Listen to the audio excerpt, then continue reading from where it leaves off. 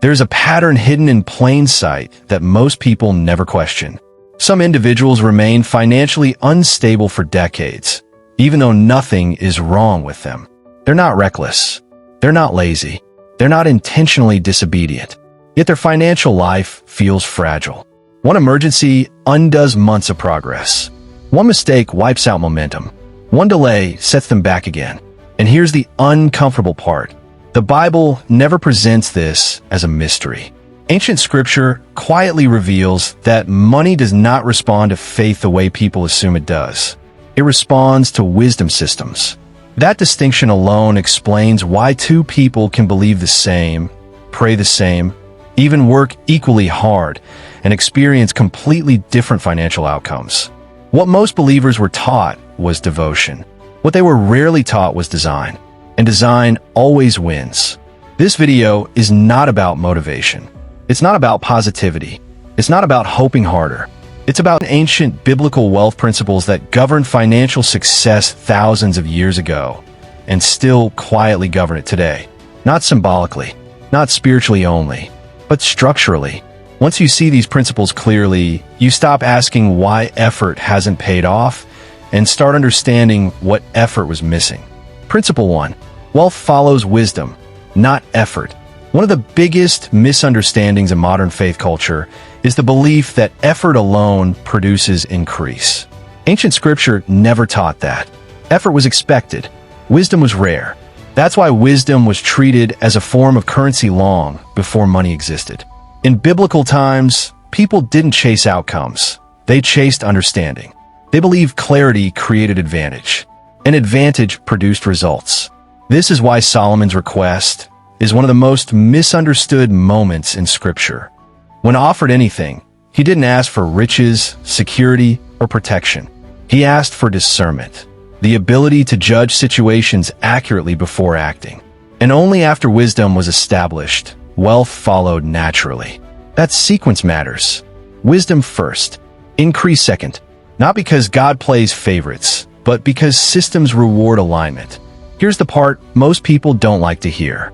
You can work extremely hard in the wrong direction. You can pour energy into decisions that never had leverage to begin with. You can hustle faithfully while repeating inefficient patterns. Ancient wisdom never glorified struggle. It glorified precision. This is why Scripture repeatedly contrasts the wise and the foolish, not the lazy and the hardworking.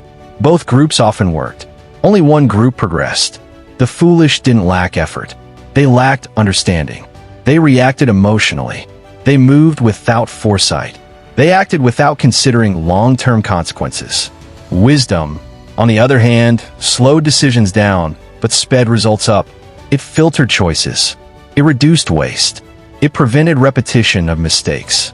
And that's why wisdom produced wealth quietly, while others stayed busy but broke. This principle alone explains why many people feel exhausted but stagnant.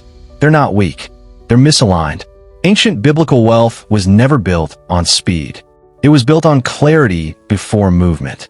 And until wisdom becomes the priority again, effort will continue to feel expensive with little return. If this principle already feels uncomfortable, that's a good sign. Because ancient systems don't flatter modern assumptions. They expose them.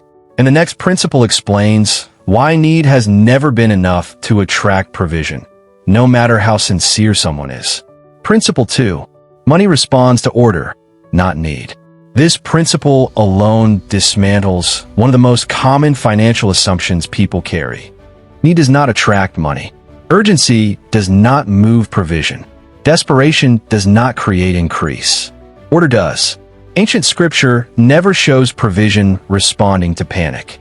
It responds to preparation. Whenever supply appeared in the Bible, structure already existed. An ark was built before rain came. Storehouses were prepared before famine arrived. Plans were established before abundance flowed. Provision followed order, never the other way around. This is where many people feel confused. They believe sincerity should be enough. They believe need should qualify them. They believe struggle should trigger divine rescue. But ancient wisdom teaches something far more practical. Money avoids chaos.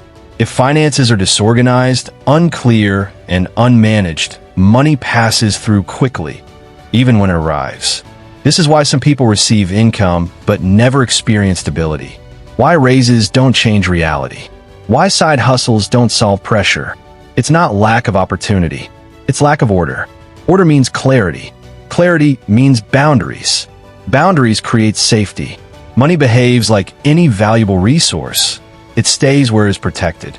Ancient cultures treated financial order as a form of discipline, not punishment. They tracked. They planned. They allocated intentionally, not because they feared loss, but because they respected flow. This is why Scripture constantly connects peace with structure. Confusion produces anxiety. Order produces rest. And rest is a sign that systems are working. When finances feel chaotic, money leaks through emotion, impulse, and reaction. Ancient wisdom understood this clearly. Before asking for more, establish order for what already arrives. That's when increase stops slipping through your fingers. Principle 3. Stewarders attract increase. Consumers repel it. This principle separates those who retain wealth from those who only experience it briefly. Ancient scripture never treated money as a reward. It treated it as a responsibility. Increase was not proof of favor. Management was. This is why stewardship always came before expansion. Small assignments were intentional. Hidden responsibilities were deliberate tests. Not because God withholds, but because growth exposes weaknesses. If every increase disappears, ancient wisdom would say the system is revealing something. Stewardship is not about restriction. It's about governance. A steward decides where money goes. A consumer lets money decide for them. This distinction explains why sudden financial breakthroughs often collapse. The system was never upgraded. More money simply magnified old habits. Ancient wealth builders focused less on earning more and more on handling better. They asked questions modern culture ignores. Can this be maintained? Can this be repeated? Can this scale without stress? If the answer was no, expansion was delayed. Not canceled, delayed. Because ancient wisdom valued longevity over excitement. This is why Scripture consistently emphasizes faithfulness over flash. Faithfulness creates trust. Trust invites increase. And this is also why people who misuse small amounts rarely sustain large ones. It's not moral failure. It's mechanical. Stewardship creates capacity. Capacity invites growth. Without it, money becomes heavy instead of helpful. Pause here for a moment, because if you're being honest, one of these principles just touched a specific area of your life. Maybe it's order. Maybe it's discipline. Maybe it's stewardship. Maybe it's patience. I want you to comment the one area you need God's wisdom to touch right now. Just one word. Our prayer team intentionally reads and prays over those comments. Not casually, but consistently. Now stay with me, because the next principle explains why talking too early quietly destroys financial progress, even when everything else is right. Principle 4. Silence protects wealth. One of the most quietly repeated warnings in Scripture has nothing to do with greed or generosity. It has to do with timing. Ancient wisdom treated exposure as a risk, not a reward. Plans were guarded. Intentions were protected. Progress was hidden until it was stable. This is why Scripture repeatedly warns about the mouth. Not because speech is sinful, but because premature disclosure creates pressure. Not everyone around you benefits from knowing your plans. Not every listener is a supporter. Some people don't celebrate progress, they monitor it. Ancient cultures understood something modern culture ignores. Information creates access. Access creates influence. Influence can distort outcomes. That's why wealth was often built quietly long before it was ever visible. When progress is shared too early, it attracts opinions, expectations, comparison, and interference. Pressure enters before stability is formed, and pressure causes leakage. This is why some people experience repeated financial collapse right after progress begins. They didn't fail morally. They failed strategically. Ancient wisdom never encouraged secrecy out of fear, but out of protection. There's a time to plant, a time to water, and a time to reveal fruit. Skipping stages doesn't accelerate growth. It damages it. Silence gives structure time to harden. Principle 5. Wealth is built through patience, not speed. Ancient wealth was never instant. It was layered, seasonal, predictable. Fields took time. Investments matured slowly. Returns were expected, but never rushed.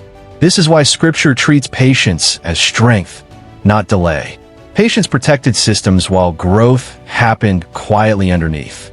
Speed, on the other hand, demanded shortcuts, and shortcuts weakened foundations. Ancient wisdom never chased fast money. It pursued repeatable money. This distinction explains why impatience is so dangerous financially. Impatience pushes people to overextend, ignore warning signs, cheap vetification, borrow from the future emotionally or financially. And when outcomes don't hold, people assume something spiritual went wrong. But ancient wisdom would say the timing was violated. Anything built too fast must be maintained with constant stress. Anything built patiently stabilizes itself. This is why generational wealth outlives emotional wealth. One depends on excitement. The other depends on endurance. Scripture consistently praises those who wait, not because waiting is passive, but because patience allows wisdom to guide decisions without panic. When patience leaves, errors multiply, and money doesn't reward speed. It rewards alignment over time. Up to this point, every principle has focused on individual discipline, but ancient scripture goes further. It shows that wealth is not just personal, it's environmental. And the next principle explains why your circle may be silently shaping your financial future more than your effort ever could. Principle 6. Community shapes financial direction. Ancient scripture never treated wealth as a solo pursuit. That idea is modern. In biblical times, financial outcomes were deeply connected to environment. The voices people listened to, the standards they absorbed, and the behaviors they normalized. This is why Scripture places so much weight on counsel, association, and influence. Not everyone around you determines your destiny, but everyone around you shapes your decisions. And decisions compound. Ancient wisdom understood that money doesn't only respond to discipline. It responds to ecosystems. If your environment normalizes chaos, impatience, debt, or constant crisis, those patterns quietly become acceptable. Now step back and look at what these 6 principles reveal together. Wealth followed wisdom, not effort. Money responded to order, not need. Stewardship preceded increase. Silence protected progress. Patience outperformed speed. Community shaped direction. Purpose anchored prosperity. None of these principles are emotional. None are motivational. All are structural. They worked thousands of years ago. They still work today, quietly, predictably, consistently. And they explain why faith without structure leads to frustration. Not because faith is weak, but because systems were ignored. If this teaching felt different, not loud, not hype-driven, not emotional, then this channel is for you. This is not a space for shortcuts or spectacle. It's for believers who want clarity, structure, and biblical wisdom that actually works in real life. Subscribe if you're building for stability, not applause. Faith opens doors. Wisdom decides what stays open. And ancient wisdom was never outdated. It was just never simplified for modern life. Now you know the system. I'll see you in the next one.